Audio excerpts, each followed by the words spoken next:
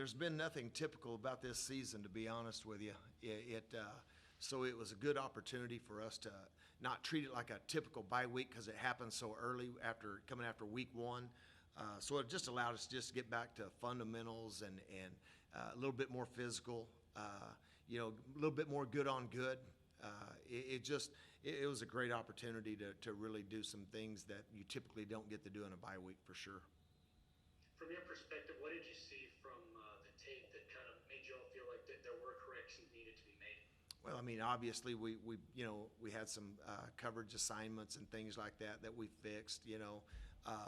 From giving up a couple of explosive pass plays there that just ended up kind of rattling us a little bit, and we had some inexperienced guys on the field that just kind of shook them a little bit, and then so we just it was a great opportunity for those guys to learn from those mistakes, and once they see it on video, it was obviously pretty easy to correct.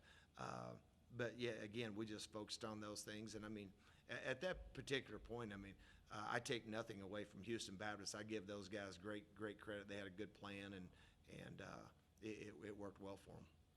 Go to Nathan. So you said it's not typical. You're going into Big 12 play with only one game under your belt, but how much of an adjustment is it for you guys as coaches to adjust game planning for a Big 12 game when you only have that one game of film, or even with Texas, maybe even half of film? Yeah, I mean, we've obviously spent quite a bit of time researching because they are a conference opponent. So from that standpoint, we still have a big body of evidence, with Coach being there for a while, to be able to kind of get a much better feel for those guys. So I feel good about our preparation and where we are from a knowledge standpoint of things that we can do better than and even from the game a year ago. So I feel good about all that. And, now it just, that to me, the biggest challenge is still is just, making sure that you got people dual trained at multiple positions, because you have no idea, who's going to be available, who's not going to be available. So you just, it's like it's been hitting a moving target since day one. We'll go to David Collier. Hey, Coach, a couple questions for you. You mentioned looking at some of that game tape. How much can you learn from it when they've got so many new wide receivers? Can you speak to the problems their new receiving group poses for you guys? Yeah, I mean, they got Eagles. He's a big target, and then a young man from Michigan, the transfer, 6'3", 225 pounds. So, those guys are both good. I know they lost the one receiver to the knee injury, the slot. They've had another guy battling a hamstring injury. But, obviously they have weapons. But it begins with a quarterback and their run game. Those running backs, they run tough, they run hard. They're downhill runners, and they really fit what they do schematically. But you're exactly right. They do pose a problem out on the perimeter just with the size of those guys. I mean, they've moved Epps to tight end, so he's a number change. He's wearing 19 now. He was 85 a year ago. All those guys have great size and can present, matchup problems for you. So, we just got to do a great job and have a great plan for that. And, the key against these guys is staying sound vertical. And because if you can let them sit there and run the football and set up run play action, it's not going to be good. With Coach Yost in there, how much can he help Sam Ehlinger, who is already enough of a problem for Big 12 defenses? I think the thing that he'll do is I think he'll probably just be Sam's probably one of the smartest quarterbacks that you'll coach against. He's the smartest quarterback I've ever coached against. He just knows. He understands coverage. He knows that he understands matchups, where his matchups are in certain coverages, because people have thrown everything at him. I think that, he is I don't know what Urich will do for him. I mean, I would just, if it were me, I would just sit there and just try to manage it and just keep from messing him up, because I'm telling you, he's a very impressive young man. He's obviously got leadership oozing out of his pores. He's never out of control. He's never, he just, like I said, he just has such a great knowledge of what they do and how they're going to attack you. And they just sit there and he does a great job executing it. Go to Don Williams. Yeah, Keith, on the first two long touchdown passes the other night, how did you diagnose the breakdowns? Well, It looked yeah. like after a couple of guys were like talking to each other like there was miscommunication. They obviously they tempoed us. Okay, they hit a play and then they tempoed us, and obviously our kids did not get lined up, which kind of surprised me really. I mean, the way that we see tempo, as much tempo as we see, that really kind of caught us off guard a little bit. But and a lot of it was maybe a little bit of lack of communication and a breakdown from that standpoint. So those are things that we have to get fixed, because Texas is now. But that's the one thing that Yost is going to bring is tempo. They're a tempo team as well now. So you just have to understand. And again, I think it goes back to having some kids that hadn't played as much maybe at certain positions, and all of a sudden you have to know that when someone hits a big play on you, they're coming back. That in this league, it's going to be a tempo play, and I thought it was that was great for us to be able to experience that in a game setting, because in practice it doesn't really phase us that much, and then we get into a game and all of a sudden it did affect us, and their tempo was it was a good, going at a pretty good clip there for a while, and it just kind of keeps kids on their heels a little bit. But we definitely had some miscommunication in coverage and getting lined up. Also, people have wanted to know, particularly given that you lacked pressure and like to bring pressure packages quite a bit and did so last year, maybe why you did not do as much of that possibly the other night as it seemed? Well, that's a good question. If you really watch Houston Baptist play, you're not going to get there. I hadn't seen that quarterback get hit on a pressure because he does a great job feeling when he feels pressure, it goes hot. So he does a great job getting the ball out, like most. I'm sure when Cliff Kingsbury was here, I'm sure if you'll study most air raid systems, people don't blitz them a lot just because the ball comes out so fast. And typically, I just tried to, with the inconsistency and the number of people that we had in our back end, to me, I just didn't want to break ourselves down in coverage as much. I tried to just stay, hey, let's make sure that we sit here and we defend, try to keep it in front of us. Don't, and it ended up, we had to go play a little bit more man there toward the end of the game, just to be able to do that. But, we tried to pick and choose when we did bring the pressure, and we didn't get there one time with a six-man pressure the other night. So I just made a decision, we better just not break ourselves down in coverage, give up another cheap one. Go back to Carlos Silva. Coach, a couple questions. I know Don's kind of asked you before with the way that Krishan wears the number 1, looks like Jordan Brooks. I guess, how did he grade out that first game with the 12 tackles, and how did you feel he played for his first game under you all? Well, he was all Big 12 Player of the Week. I think that pretty much says it all. He graded out extremely high, played, with phenomenal effort. I think it was just a small glimpse of what he can become. And I said this earlier. I said that on earlier in that week that, one of my concerns was replacing Jordan's physicalness. And I think it's pretty evident that we're going to be able to do that. And now he just got to continue to develop and stack success upon what he was able to accomplish. But that's just the way he practices every day. He comes out there, he's physical in practice. He is just developed and going to develop into a really, really good football player for us. Going back to the back end, in terms of the communication or just kind of guys playing with each other, how difficult is it to get that camaraderie or chemistry with kind of guys going in and out with the way things are? And I don't want to use it as an excuse, but it's just, you have to develop a unit. You got 5 different guys back there, and you got, man, and all of a sudden it's two guys here, a couple of guys here, or whatever. I mean, it's just something we have to overcome. It's just going to be like that this year. You know, I don't even know if I know what the answer is, but I know that we're just trying to. What I'm trying to do is I'm trying to dual train as many guys in as many different positions that I can, just to make sure that I do have people on the field that can communicate and can get us lined up and can get us in the right adjustment. And it's just, I think it's just going to be one of those years because you just don't know. I mean, here it is Monday, and we still have a test on Wednesday. You got a test on Friday. So you just have to prepare for so many different scenarios. You know, and you just do the very best you can. And I think that was great, you know, that in that first game, we were able to expose some of those things. And, you know, I'd rather happen then than, you know, once we get into the Big 12 play. We'll finish with David Collier.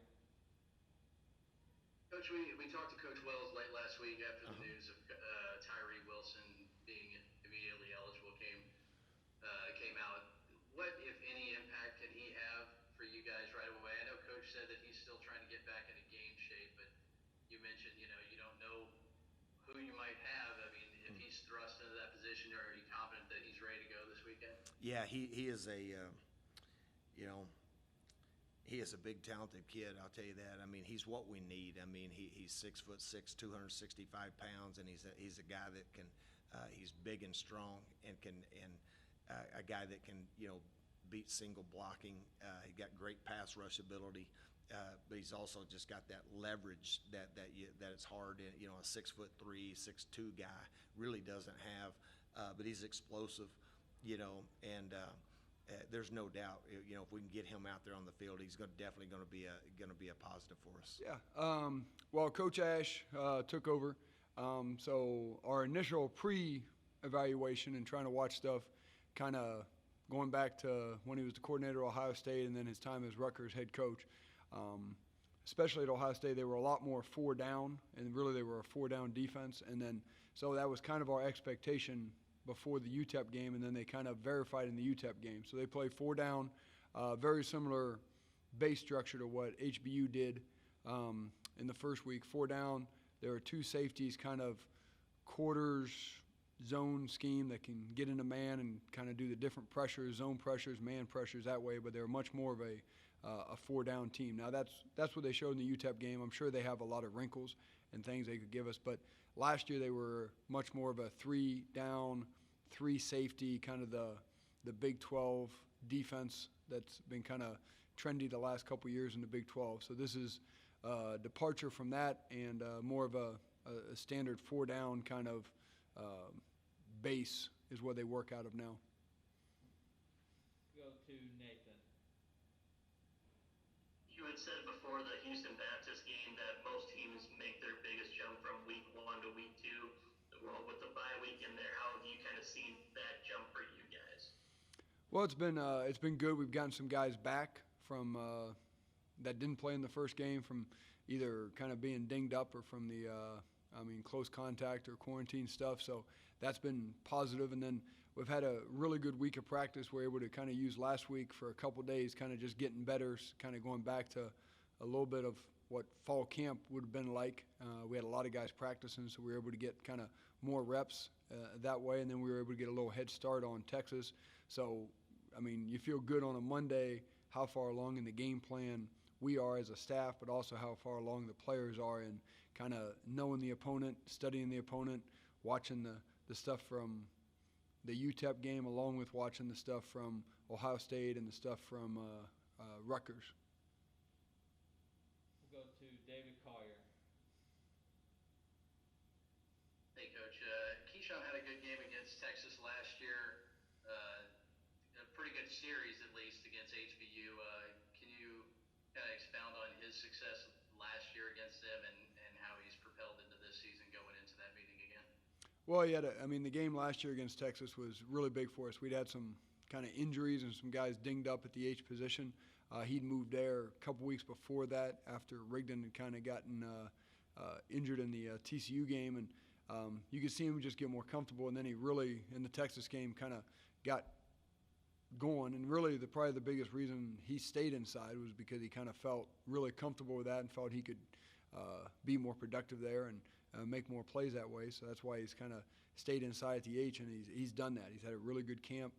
He's heavier now as far as stronger and everything, and you can kind of see that, especially like that drive. But there were some other plays in that game just in his blocking too that he was able to do. But I mean, his one drive against HBU, I think he accounted for 72 of the 84 yards plus the touchdown, and almost took it to the house on the first play.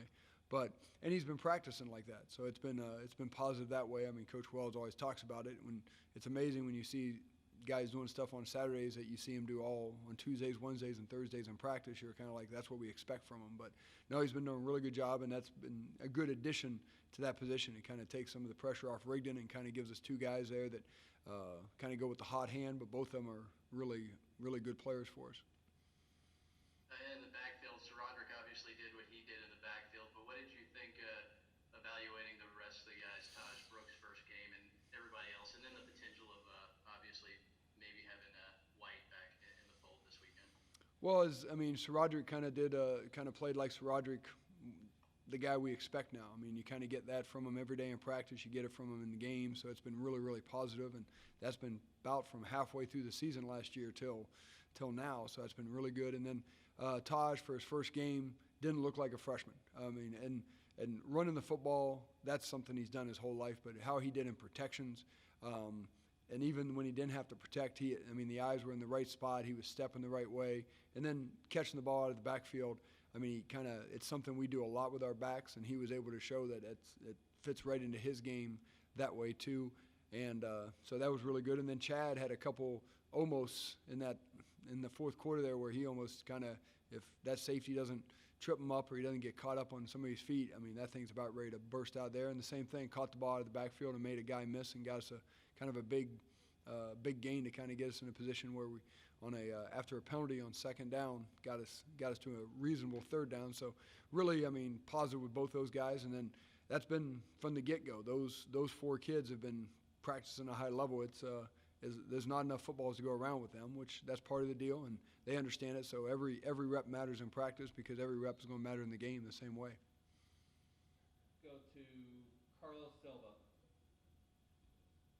Speaking of reps, in terms of the backup quarterback position, how have you kind of seen Maverick or Henry either, I guess maybe take the reins or kind of say that, okay, I want to be that guy, or is it still kind of difficult with the limited amount of reps that y'all have because of the current situation and just obviously having to keep your starter ready?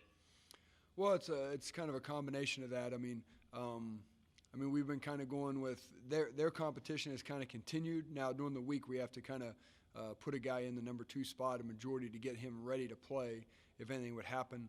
Right now Henry's kind of the guy that would, if anything happened to Allen and somebody had to go into the game, Henry would be the first guy in. But our expectation is we'd probably play with both of them if that was the case. But if Allen's helmet came off or he was out for just a play, Henry would be the guy to go in, and then and that's where we're kind of at right now. But that's kind of continued. Last week we were able to get some extra kind of almost scrimmage type reps for those guys to kind of keep being able to evaluate it, and the limited numbers of camp added to that, and then Henry kind of getting back acclimated to how we do everything. And they very similar the year away from us offensively, but there are differences and kind of getting back into that. And then Maverick, we're just kind of getting him to that stage where we're putting more and more on his plate, because if you want to be the backup quarterback, you got to be able to execute everything and do everything. So that's where it just needs to continue to get reps and play and play and play, and that's where we've been able to kind of steal reps here and there for both of them. But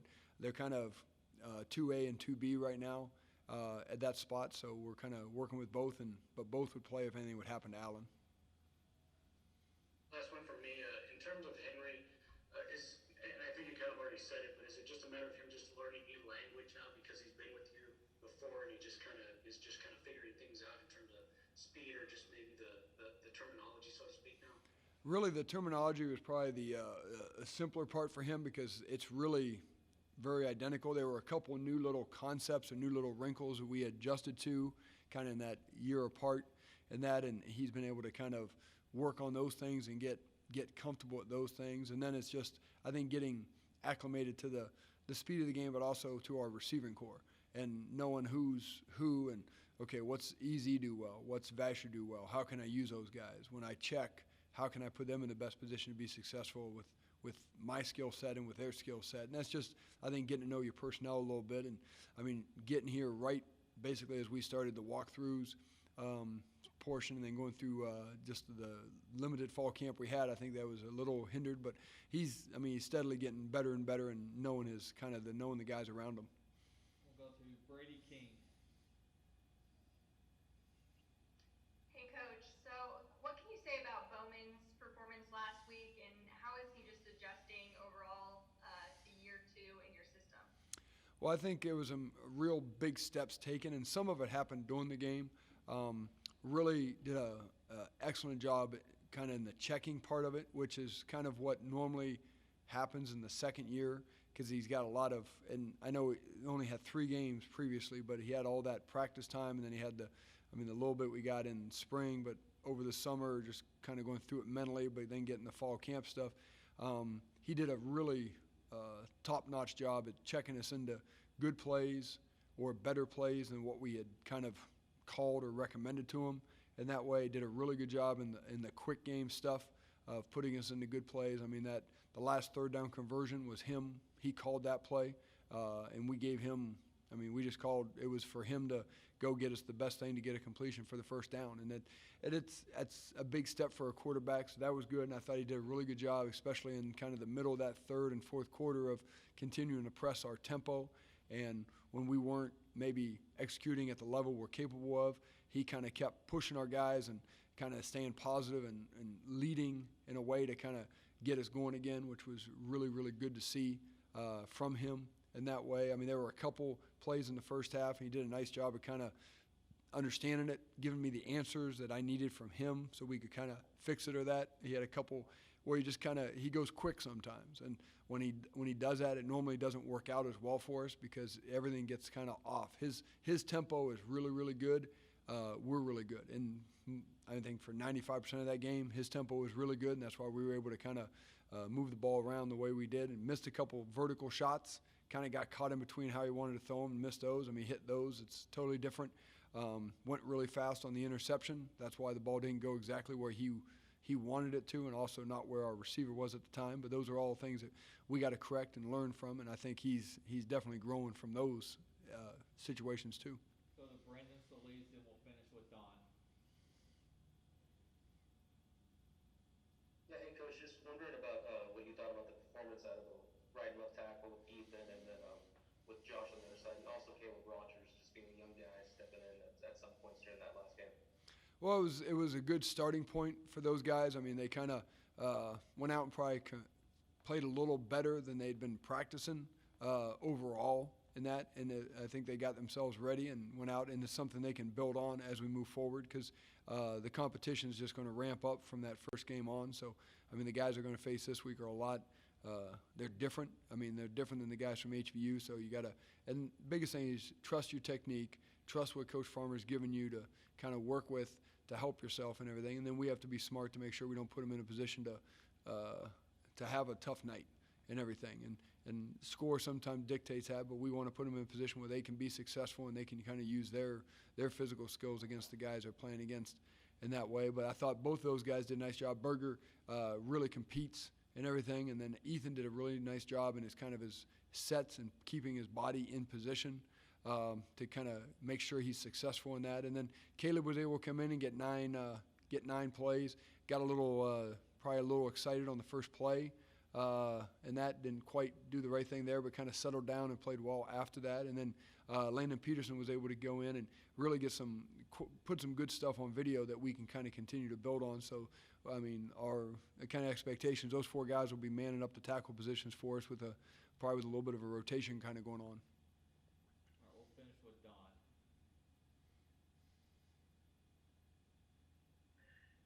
Following up on that, David, so does that mean Zach Adams, you see, is an inside guy now, or?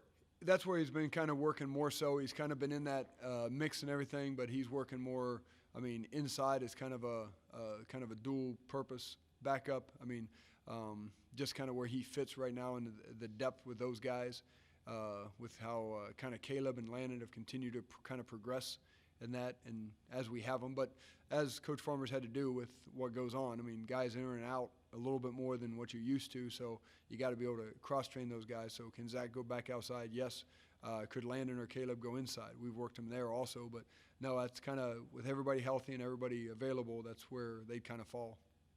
Oh, and I didn't even think to ask him, Casey's situation then is kind of the same as Zach's as well? Yep, he's been working inside and kind of improving in that spot and everything, and it was kind of a up for grabs type deal, and it was just, I mean, as competition went, those guys kind of moved ahead a little bit, and then we moved those guys inside to kind of solidify our inside, kind of the backup roles in those spots.